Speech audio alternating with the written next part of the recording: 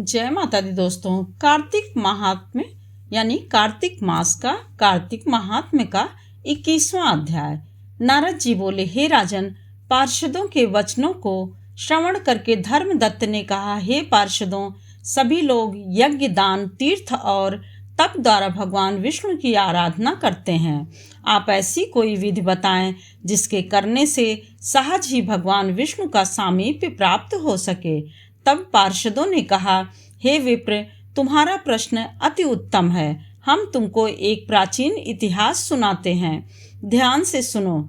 कांचीपुर में चक्रवर्ती चोल राजा राज्य करता था। उसके नाम से ही चोल राज्य प्रसिद्ध हुआ। उसके राज्य में कोई दुखी, रोगी या दरिद्री नहीं था। उसने असंख्य यज्ञ किए थे। एक समय वह राजा क्षीर सागर में शेष साई विष्णु भगवान के पूजन को गया। वहां उसने उनका माणिक, मोती, स्वर्ण आदि से पूजन किया।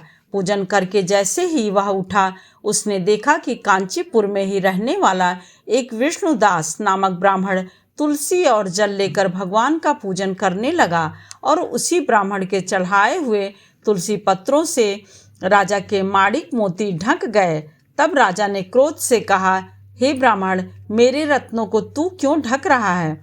तब ब्राह्मण ने कहा, हे राजन, गर्व मत कर, तू भक्ति को नहीं जानता है। तूने पहले कितनी बार भगवान विष्णु के व्रत किए हैं। तब राजा ने अभिमान से कहा, हे मूर्ख, तू भक्ति पर गर्व करता है। तुझ जैसे दरिद्र की भक्ति ही कितनी सी है। न तूने यज्ञ किए, न तूने मंदिर ही बनवाया। अच्छा, तेरे मेरे भक्ति की श्रेष्ठता का यही निर्णय है कि भगवान जिसको पहले दर्शन दे, उसकी शक्ति, उसकी भक्ति श्रेष्ठ है। इतना कह दोनों चले आए। राजा ने मुग्दल ऋषि को आचार्य बनाकर वैष्णव यज्ञ किया। ब्राह्मण ने उसी स्थान पर रहकर माघ और कार्तिक मास के व्रतों का सेवन किया, तुलसी का वन लगाया और एकादशी को द्वादशाक्षर मंत्र से विष्णु का पूजन किया।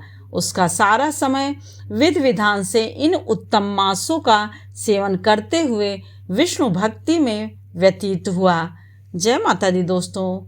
शुभ श्री हरि विष्णु।